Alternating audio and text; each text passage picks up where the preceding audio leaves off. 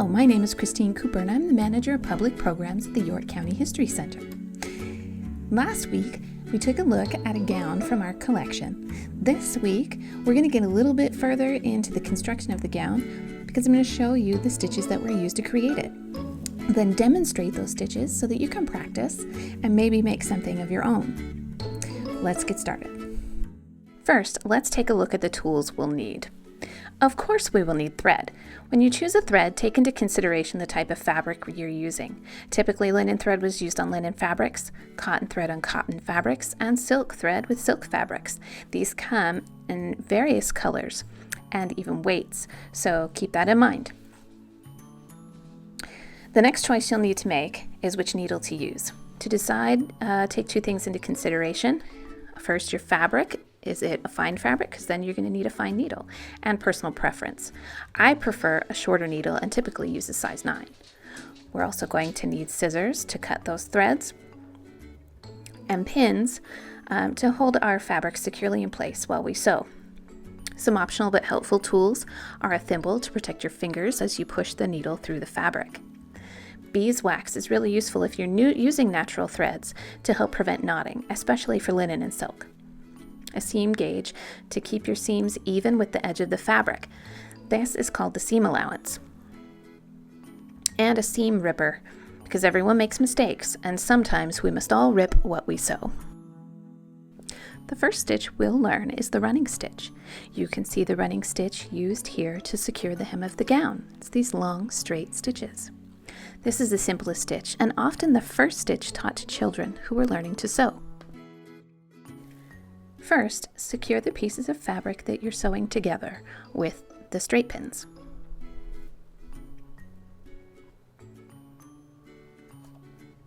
You're then going to take up your fabric. For those of us that are right-handed, we'll work right to left. Begin by anchoring your thread. You can do this by making a knot in the thread or by taking 2 stitches in place.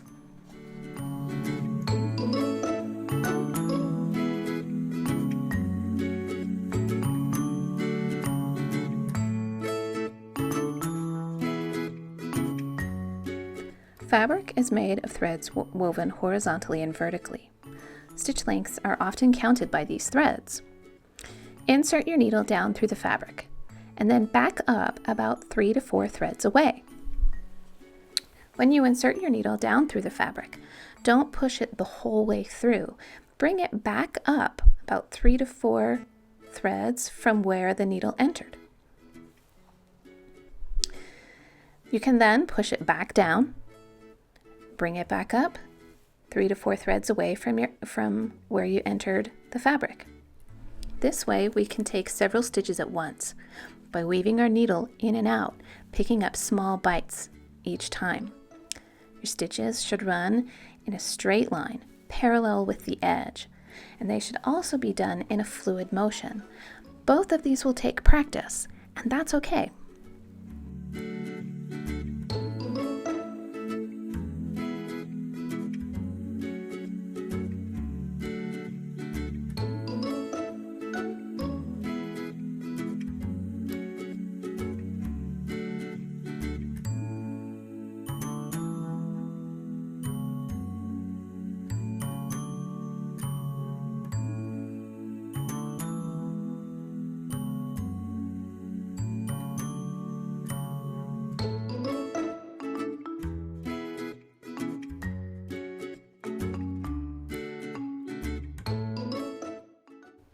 Running stitches may be used to make plain seams, like we've made here, or gathers in the fabric. If we pull the threads, we can create ruffles or other decorative flourishes.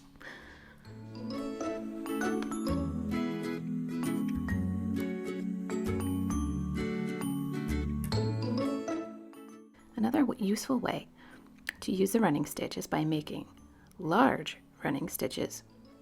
This can be used for basting. Another way to hold the pieces of fabric together without pins. If you're going to make a seam, though, I recommend making smaller stitches, maybe taking up 2 threads. Do not use a running stitch for seams that take a lot of stress. as it is usually the weakest of the plain stitches.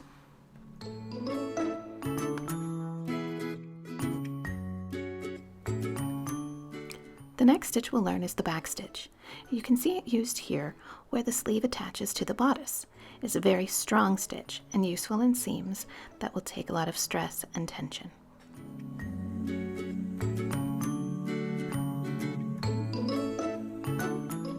For the demonstration, I've begun by knotting the thread to anchor it in place. To begin the back stitch, insert your needle down through the fabric, exiting about 6 to 8 threads away. Then, insert your needle about 3 to 4 threads behind the exit point, so about halfway between the start and the finish. You'll then come back up and exit 3 to 4 threads beyond the first exit point. You want to try to make these stitches touch end to end, so that when you go back down through the fabric, you're starting at just about where your thread came up.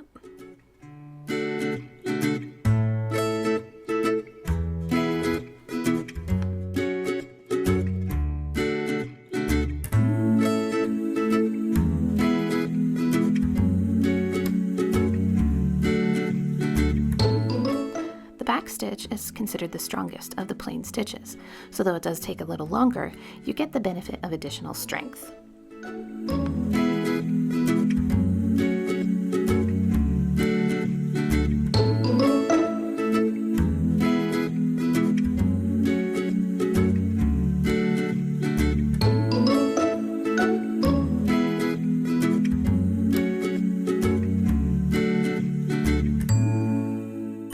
When you've finished the seam, secure the thread at the end by taking 2 stitches in place or by making a knot.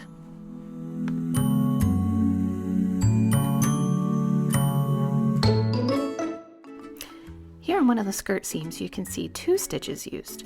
First, the combination stitch has been used to create the seam. It's called the combination stitch because it combines the running stitch and the back stitch to create a medium strength seam. You can also see the whip stitch. It has several uses, but here you can see it used to keep the raw edge of the fabric from fraying. This is called overcasting. To create the combination stitch, start out by anchoring your thread with a knot or by taking a few stitches in place.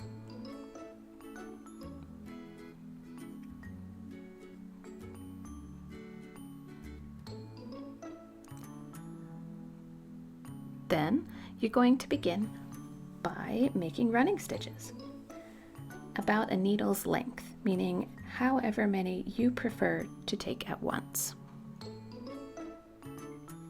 As you pull the needle through, you're going to enter the fabric about 3 to 4 threads behind your exit point, just like a back stitch.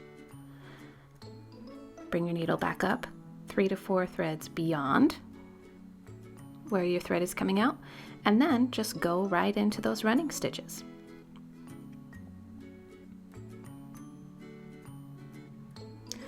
Repeat this process until you reach the end of the seam.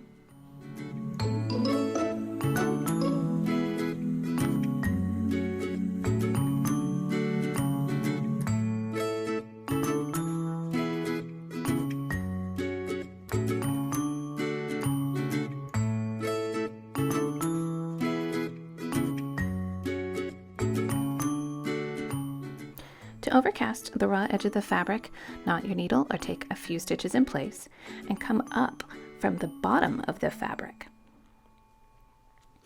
This stitch is to keep the raw edge of the fabric from fraying.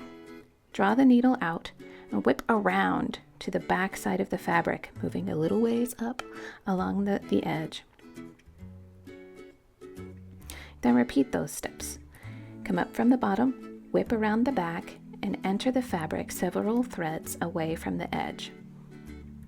Draw the needle out, whip around, and enter the fabric.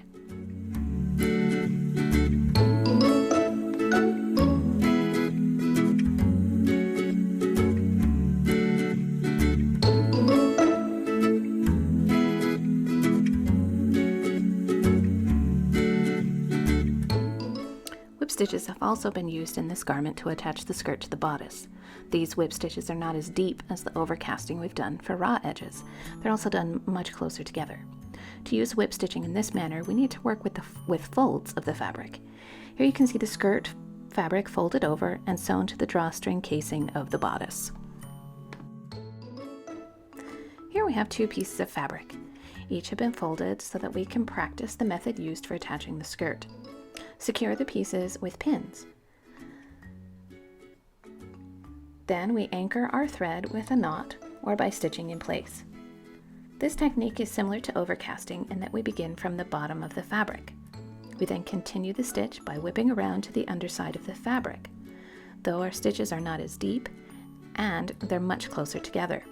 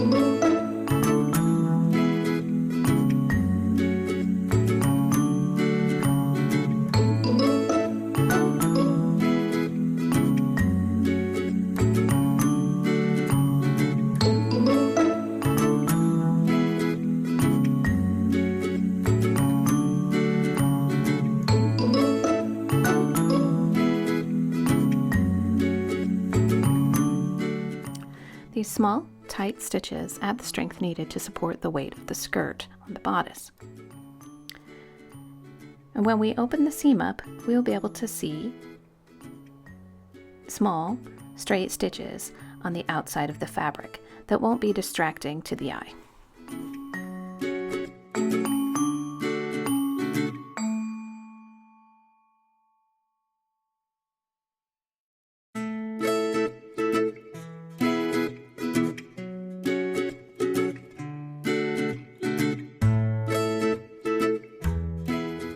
One last tip, make sure that after you've sewn each seam that you press it. This makes for a more professional appearance and reduces the bulk of the seam allowance in the garment.